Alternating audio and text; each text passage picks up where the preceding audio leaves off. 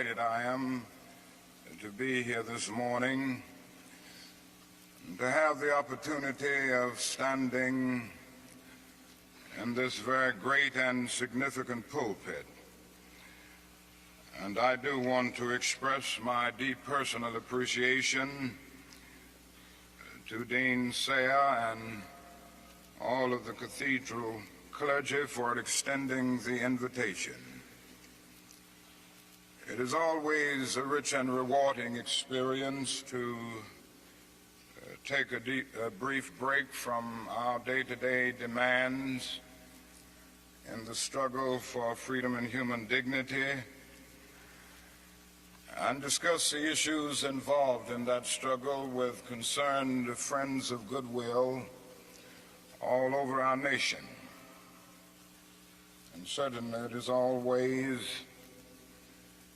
a deep and meaningful experience to be in a worship service. And so for many reasons, I'm happy to be here today.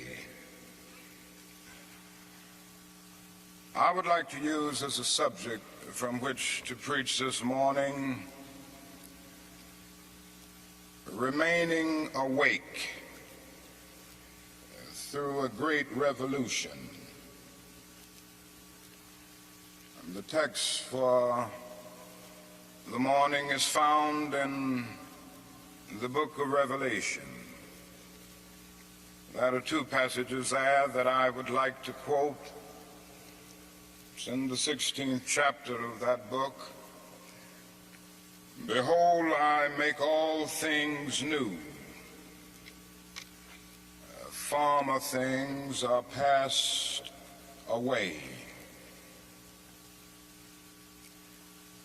I'm sure that most of you have read that arresting little story from the pen of Washington Irving entitled Rip Van Winkle. The one thing that we usually remember about the story is that Rip Van Winkle slept 20 years. But that is another point in that little story that is almost always completely overlooked. It was a sign in the end from which Rip went up in the mountain for his long sleep. When Rip Van Winkle went up in the mountain, the sign had a picture of King George III of England. When he came down 20 years later, the sign had a picture of George Washington, the first president of the United States. And Rip Van Winkle looked up at the picture of George Washington, but in looking at the picture, he was amazed. He was completely lost. He knew not who he was. And this reveals to us that the most striking thing about the story of Rip Van Winkle is not merely that Rip slept 20 years, but that he slept through a revolution. While he was peacefully snoring up in the mountain, a revolution was taking place that at points would change the course of history. And Rip knew nothing about it. He was asleep. Yes, he slept through a revolution. One of the great liabilities of life is that all too many people find themselves living amid a great period of social change, and yet they fail to develop the new attitudes, the new mental responses that the new situation demands. They end up sleeping through a revolution. There can be no gainsaying of the fact that the great revolution has taken place in the world today. In the sense it is a triple revolution. That is a technological revolution with the impact of automation and cybernation. Then that is a revolution in weaponry with the emergence of atomic and nuclear weapons of warfare. Then that is a human rights revolution with the freedom explosion that has taken place all over the world. Yes, we do live in a period where changes are taking place, and that is still the voice crying through the vista of time, saying, "Behold, I make all things new. Former things are passed away." Now, whenever anything new comes into history, it brings with it new challenges and new opportunities.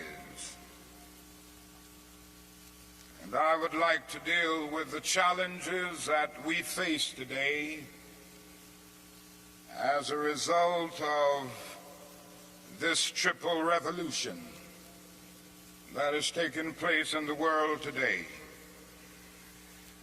First, we are challenged to develop a world perspective. No individual can live alone. No nation can live alone. And anyone who feels that he can live alone is sleeping through a revolution. The world in which we live is geographically one. The challenge that we face today is to make it one in terms of brotherhood.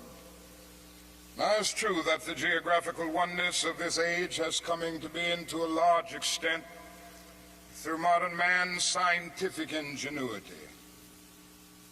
Modern man, through his scientific genius, has been able to dwarf distance and place time in chains. And our jet planes have compressed into minutes distances that once took weeks and even months. All of this tells us that our world is a neighborhood.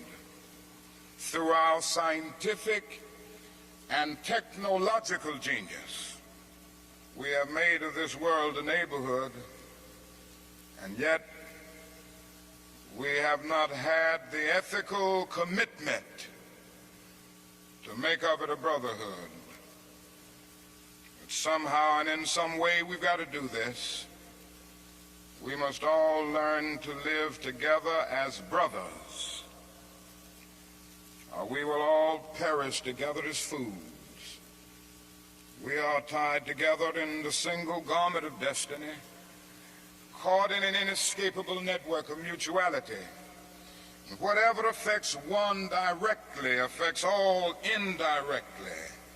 For some strange reason, I can never be what I ought to be until you are what you ought to be, and you can never be what you ought to be until I am what I ought to be. This is the way God's universe is made. This is the way it is structured. John Donne caught it years ago and placed it in graphic terms. No man is an island in tie of itself. Every man is a piece of the continent, a part of the main. And he goes on toward the end to say, any man's death diminishes me because I am involved in mankind. Therefore never sin to know for whom the bell tolls. It tolls for thee. We must see this, believe this, and live by it if we are to remain awake through a great revolution. Secondly, we are challenged to eradicate the last vestiges of racial injustice from our nation. I must say this morning that racial injustice is still the black man's burden and the white man's shame. It is an unhappy truth that racism is a way of life for the vast majority of white Americans, spoken and unspoken, acknowledged and denied, subtle and sometimes not so subtle. The disease of racism permeates and poisons a whole body politic. And I can see nothing more urgent than for America to work passionately and unrelentingly to get rid of the disease of racism. Something positive must be done. Everyone must share in the guilt, as individuals and as institutions. The government must certainly share the guilt. Individuals must share the guilt. Even the church must share the guilt. We must face the sad fact at 11 o'clock on Sunday morning when we stand to sing, "In Christ there is no east nor west." We stand in the most segregated hour of America. The hour has come for everybody and for all institutions, for the public sector and the private sector, to work to get rid of racism. Now, if we are to do it, we must honestly admit certain things and get rid of certain myths that have constantly been disseminated all over our nation. One is the myth of time. It is a notion that only time can solve the problem of racial injustice.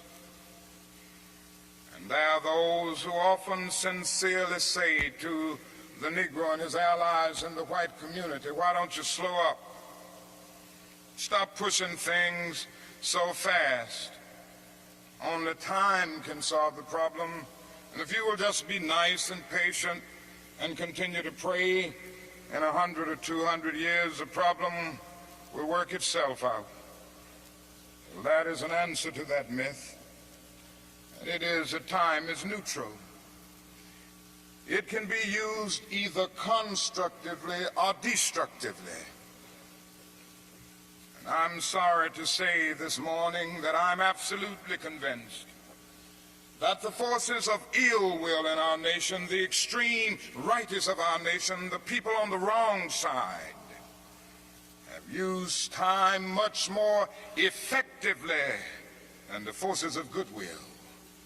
And it may well be that we will have to repent in this generation, not merely for the vitriolic words and the violent actions of the bad people, but for the appalling silence and indifference of the good people who sit around and say, "Wait on time." Somewhere we must come to see that human progress never rolls in on the wheels of inevitability. It comes through the tireless efforts and the persistent work of dedicated individuals who are willing to be co-workers with God. And without this hard work, time itself becomes an ally of the primitive forces of social stagnation. So we must help time and realize that the time is always right to do right. Now, that is another myth that still gets around. It is a kind of over-reliance on the bootstrap philosophy. And there are those who still feel that if the Negro is to rise out of poverty, if the Negro is to rise out of slum conditions, if he is to rise out of discrimination and segregation, he must do it all by himself. And so they say the Negro must lift himself by his own bootstraps. they never stop to realize that no other ethnic group has been a slave on American soil. The people who say this never stop to realize that the nation made the black man's color a stigma. But beyond this, they never stop to realize the debt that they owe a people who were kept in slavery 244 years. In 1863, the Negro was told that he was free as a result of the Emancipation Proclamation being signed by Abraham Lincoln. But he was not given any land to make that freedom meaningful. It was something like keeping a person in prison for a number of years and suddenly discovering that that person is not guilty of the crime for which he was convicted. And you just go up to him and say, now you're free. But you don't give him any bus fare to get to town. You don't give him any money to get some clothes to put on his back or to get on his feet again in life. Every code of jurisprudence would rise up against this. And yet this is the very thing that our nation did to the black man. It simply said you're free, and it left him there penniless, illiterate, not knowing what to do. And the irony of it all is that at the same time that the nation failed to do anything for the black man, through an act of Congress, it was giving away millions of acres of land in the West and the Midwest, which meant that it was willing to undergird its white peasants from Europe with an economic floor. But not only did it give the land, it built land-grant colleges to teach them how to farm. Not only that, it provided county agents to further their expertise in farming. Not only that, as the years unfolded, it provided low interest rates so that they could mechanize our farms. And to this day, thousands of these very persons are receiving millions of dollars in federal subsidies every year not to farm. And these are so often the very people who tell Negroes that they must lift themselves by their own bootstraps. It's all right to tell a man to lift himself by his own bootstraps, but it is a cruel jest to say to a bootless man that he ought to lift himself by his own bootstraps. We must come to see that the roots of racism are very deep in our country. And there must be something positive and massive in order to get rid of all of the effects of racism and the tragedies of racial injustice. Now, that is another thing closely related to racism that I would like to mention as another challenge. We are challenged to rid our nation and the world of poverty. Like a monstrous octopus, poverty spreads its nagging, prehensile tentacles into hamlets and villages all over our world. 2/3 of the peoples of the world go to bed hungry tonight. They are ill-housed, they are ill-nourished, they are shabbily clad. I've seen it in Latin America, I've seen it in Africa. I've seen this poverty in Asia. I remember some years ago, Mrs. King and I journeyed to that great country known as India. And I never will forget the experience. It was a marvelous experience to meet and talk with the great leaders of India. And to meet and talk with and speak to thousands and thousands of people all over that vast country. These experiences will remain dear to me as long as the cords of memory shall lengthen. But I say to you this morning, my friends, there were those depressing moments. How can one avoid being depressed when he sees with his own eyes evidences of millions of people going to bed hungry tonight? How can one avoid being depressed when he sees with his own eyes God's children sleeping on the sidewalks at night? In Bombay, more than 1 million people sleep on the sidewalks every night. In Calcutta, more than 600,000 sleep on the sidewalks every night. They have no beds to sleep in. They have no houses to go in. How can one avoid being depressed when he discovers that out of India's population of more than 500 million people, some 480 million make an annual income of less than $90 a year, and most of them have never seen a doctor or dentist. As I noticed these things, something within me cried out, can we in America stand idly by and not be concerned? And an answer came, oh no, because the destiny of the United States is tied up with the destiny of India and every other nation. And I started thinking of the fact that we spend in America millions of dollars a day to store surplus food. And I said to myself, I know where we can store that food free of charge, in the wrinkled stomachs of the millions of God's children all over the world who go to bed hungry at night. And maybe we spend far too much of our national budget establishing military bases around the world rather than bases of genuine concern and understanding. But not only do we see poverty abroad, I would remind you that in our own nation there are about 40 million people who are poverty-stricken. I have seen them here and there. I've seen them in the ghettos of the North. I've seen them in the rural areas of the South. I've seen them in Appalachia. I've just been in the process of touring many areas of our country.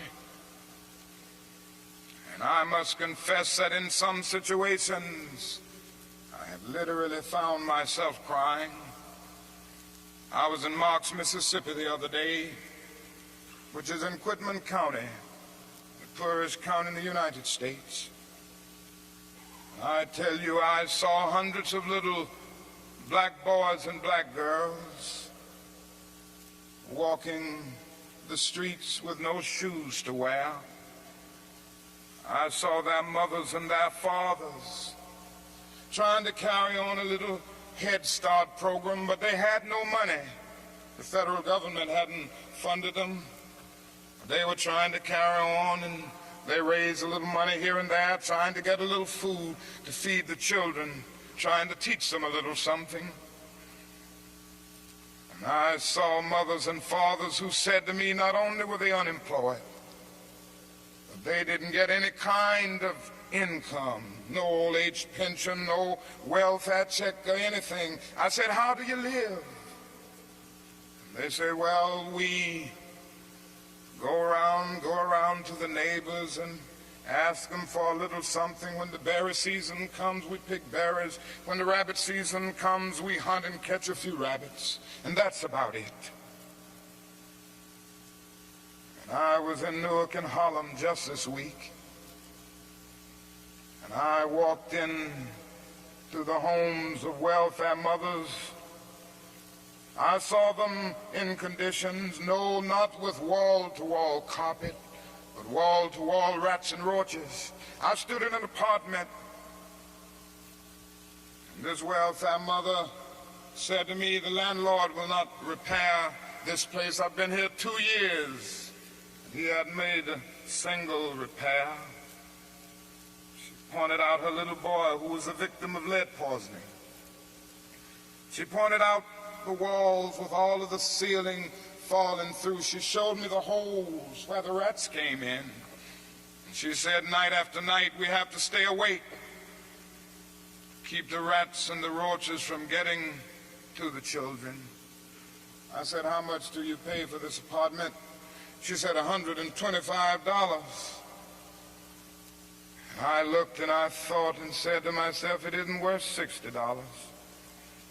Poor people are forced to pay more for less, living in conditions day in and day out where their whole area is constantly drained without being replenished. It becomes a kind of domestic colony. And the tragedy is so often these 40 million people are invisible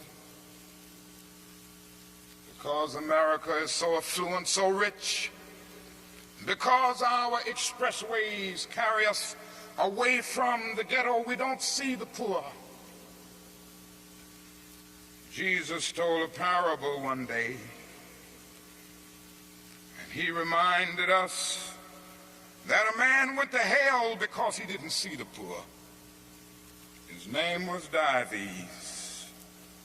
He was a rich man. And there was a man by the name of Lazarus, who was a poor man, but not only was he poor, he was sick. Sores were all over his body. He was so weak that he could hardly move. But he managed to get to the gate of Dives every day, wanting just to have the crumbs that would fall from his table. Dives did nothing about it. The parable ends saying, Dives went to hell, and there was a thick gulf now between Lazarus and Dives. Now, that is nothing in that parable which says that Dives went to hell because he was rich. Jesus never made a universal indictment against all wealth. It is true that one day a rich young ruler came to him and he advised him to sell all, but in that instance Jesus was prescribing individual surgery and not setting forth a universal diagnosis. And if you will look at that parable with all of its symbolism, you will remember that a conversation took place between heaven and hell, and on the other end of that long distance call between heaven and hell was Abraham in heaven talking to Dives in hell. Now, Abraham was a very rich man. If you go back to the Old Testament, you see that he was the richest man of his days. So it was not a rich man in hell talking with a poor man in heaven. It was a little millionaire in hell talking with a multimillionaire in heaven. Dives didn't go to hell because he was rich. Dives didn't realize that his wealth was his opportunity. It was his opportunity to bridge the gulf that separated him from his brother Lazarus. Dives went to hell because he passed by Lazarus every day and he never really saw him. He went to hell because he allowed his brother to become invisible. Dives went to hell because he maximized the minimum and minimized the maximum. Indeed, Dives went to hell because he sought to be a conscientious objector in the war against poverty. And this can happen to America, the richest nation in the world. There's nothing wrong with that. This is America's opportunity help bridge the gulf between the haves and the have-nots. And the question is whether America will do it. There's nothing new about poverty. What is new is that we now have the techniques and the resources to get rid of poverty. But the real question is whether we have the will. In a few weeks, some of us are coming to Washington to see if the will is still alive, or if it is alive in this nation, we're coming to Washington in a poor people's campaign. Yes, we're going to bring the tired, the poor, the huddled masses. We're going to bring those who have known long years of hurt and neglect. We're going to bring those who've come to feel that life is a long and desolate corridor with no exit sign. We're going to bring children and adults and old people, people who've never seen a doctor or a dentist in their lives. We're not coming to engage in any histrionic gesture. We're not coming to tear up Washington. We're coming to demand that the government will address itself to the problem of poverty. We read one day, we hold these truths to be self-evident, that all men are created equal, that they are endowed by their Creator with certain inalienable rights, that among these are life, liberty, and the pursuit of happiness. But if a man doesn't have a job or an income, he has neither life nor liberty and the possibility for the pursuit of happiness. He merely exists. We're coming to ask America to be true to the huge promissory note that it signed years ago. We're coming to engage in dramatic, non-violent action to call attention to the gulf between promise and fulfillment, to make the invisible visible. Why do we do it this way? We do it this way because it is our experience that the nation doesn't move around questions of genuine equality for the poor and for black people until it is confronted massively, dramatically, in terms of direct action. Great documents are here to tell us something should be done. We met here some years ago in the White House Conference on Civil Rights, and we out with the same recommendations that we will be demanding in our campaign here, but nothing has been done. The President's Commission on Technology, Automation, and Economic Progress recommended these things some time ago. Nothing has been done. Even the urban coalition made up of mayors of most of the cities of our country and the leading businessmen have said that these things should be done. Nothing has been done. The Kerner Commission came out with its report just a few days ago and then made specific recommendations. Nothing has been done. And I submit that nothing will be done until people of goodwill put their bodies and their souls in motion. And it will be the kind of soul force brought into being as a result of this confrontation that I believe will make the difference. Yes, it will be a poor people's campaign. This is a question facing America. Ultimately, a great nation is a compassionate nation. America has not met its obligations and its responsibilities to the poor. One day, we will have to stand before the God of history, and we will talk in terms of things we've done. Yes, we will be able to say, we build gargantuan bridges to span the seas. We build gigantic buildings to kiss the skies. Yes, we made our submarines to penetrate oceanic depths. We brought into being many other things with our scientific and technological power. It seems that I can hear the God of history saying, that was not enough, but I was hungry, and you fed me not. I was naked, and ye clothed me not. I was devoid of a decent sanitary house to live in, and ye provided no shelter for me. And consequently, you cannot enter the kingdom of greatness. If ye do it unto the least of these, my brethren, ye do it unto me. That's the question facing America today. And I want to say one other challenge that we face is simply that we must find an alternative to war and bloodshed. Anyone who feels, and there are still a lot of people who feel that way, that war can solve the social problems facing mankind, is sleeping through a revolution. President Kennedy said on one occasion, mankind must put an end to war, or war will put an end to mankind. The world must hear this.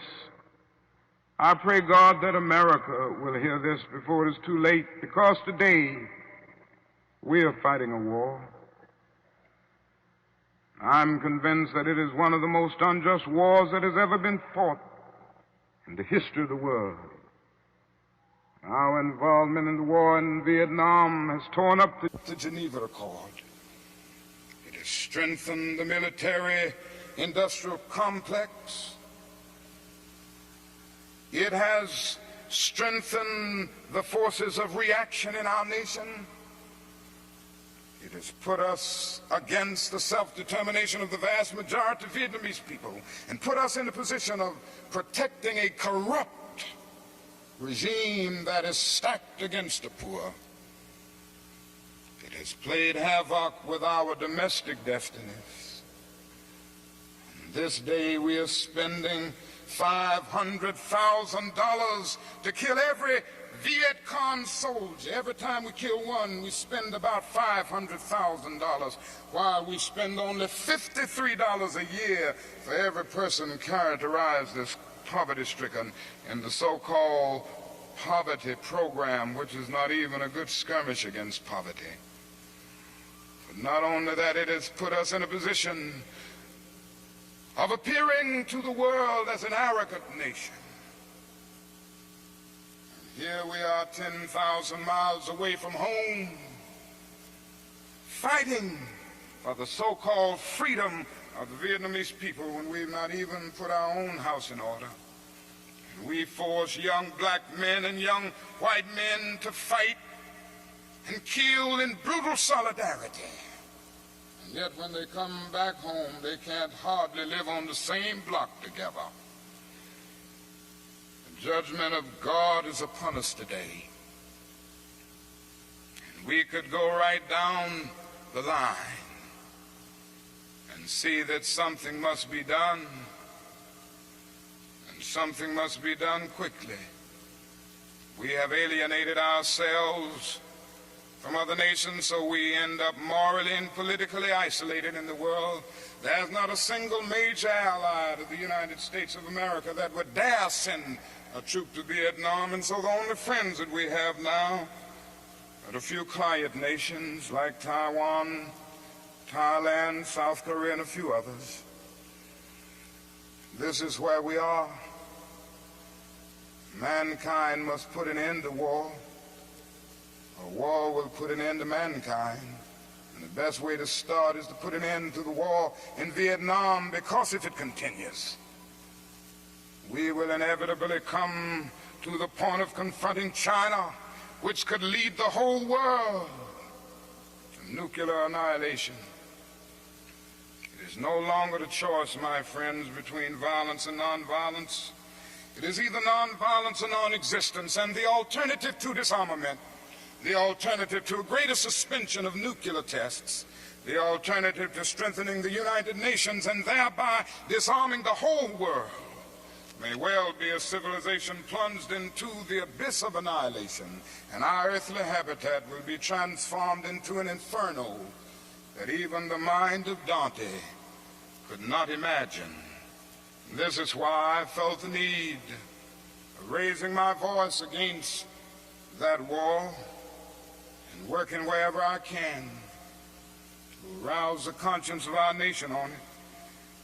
I remember so well when I first took a stand against the war in Vietnam, the critics took me on and they had their say in the most negative and sometimes most vicious way.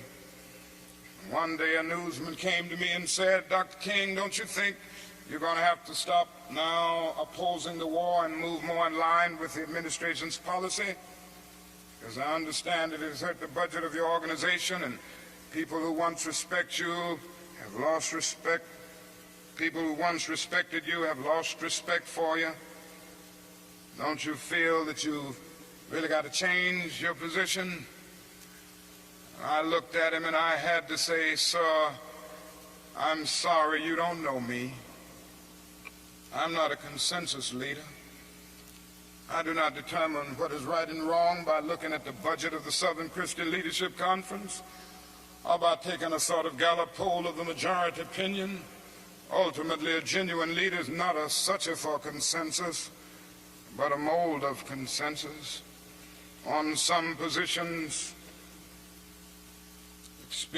cowardice asks the question, is expedient? And then expediency comes along and asks the question, is it politic? Vanity asks the question, is it popular? And conscience asks the question, is it right?